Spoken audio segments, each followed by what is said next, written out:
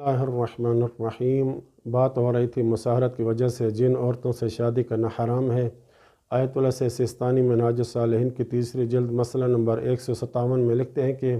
شوہر پر اس کی بیوی کی ماں حرام ہو جاتی ہے، یعنی ساس داماد پر ہمیشہ کے لیے حرام ہو جاتی ہے۔ لکھتے ہیں کہ فقط ساس بھی حرام نہیں ہوتی بلکہ بیوی کی دادیاں اور نانیاں بھی، جتنا بھی اوپر چلتے جائیں سب حرام ہو جائیں گی، چاہے دادیاں نانیاں نسبی ہوں یا رضعی ہوں،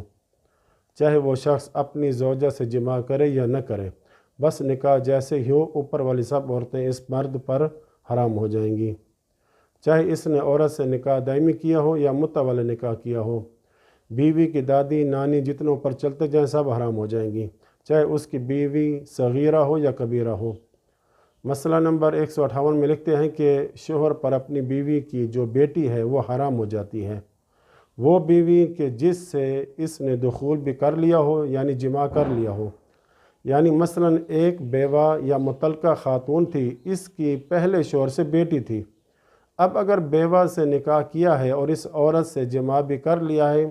تو اس عورت کی بیٹی اس مرد پر ہمیشہ کے لیے حرام ہو جاتی ہے۔ لیکن اگر فقط نکاح ہوا ہو لیکن دخول نہیں کیا اور دخول سے پہلے عورت کو طلاق دے دے تو بعد میں یہ شخص اس بیوہ عورت کی بیٹی سے شادی کر سکتا ہے۔ ایسا نہیں ہو سکتا کہ بیوہ عورت سے بھی شادی کر لے اور بیوہ کی بیٹی سے بھی شادی کر لے، یعنی ماں بیٹی کو ایک نکاح میں ایک مرد کی زوجیت میں جمع کر دے،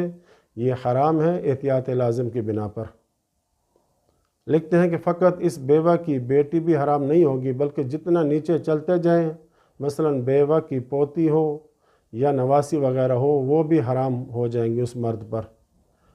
لکھتے ہیں کہ بیوہ کی جو بیٹی ہے یہ بیٹی شوہر کے بیٹے پر حرام نہیں ہوگی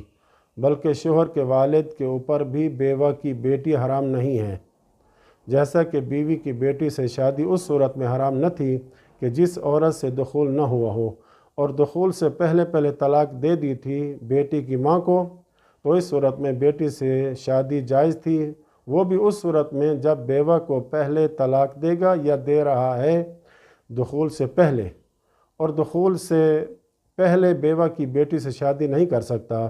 پہلے بیوہ کو طلاق دے گا پھر اس کے بعد بیوہ کی بیٹی سے شادی کر سکے گا، جمع نہیں کر سکتا، کیونکہ یہ بیٹی جمعاً حرام ہوگی، یعنی ماں بیٹی کو اکٹھا ایک نکاح میں نہیں رکھ سکتا کہ جس بیوہ سے اس نے دخول نہ کیا ہو، یہ احتیاط لازم کی بنا پر ہے۔ یہ عیناً اس لڑکی کی شادی کیوں حرام ہوتی ہے، جمع کیوں نہیں کر سکتے؟ لکھتے ہیں کہ اس لیے اس شوہر کے لیے جائز ہے کہ وہ شادی کرے بیوی کی بیٹی سے، اس وقت شادی کرے کہ جب لڑکی کی جو ماں ہے وہ اس کی زوجیت اور عصمت سے نکل جائے۔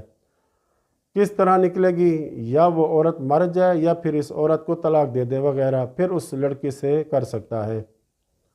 بہرحال اگر اس کی ماں زوجیت سے خارج نہیں ہوئی تو پس اس صورت میں احتیاط کرے گا کہ اس کی بیٹی سے شادی نہ کرے،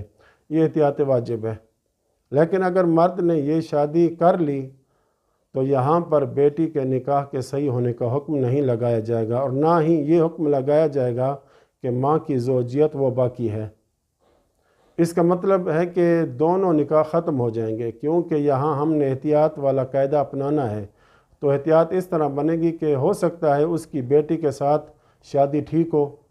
جب بیٹی کے ساتھ شادی ٹھیک ہوگی تو اس کی پہلی بیوی ساس بن جائے گی،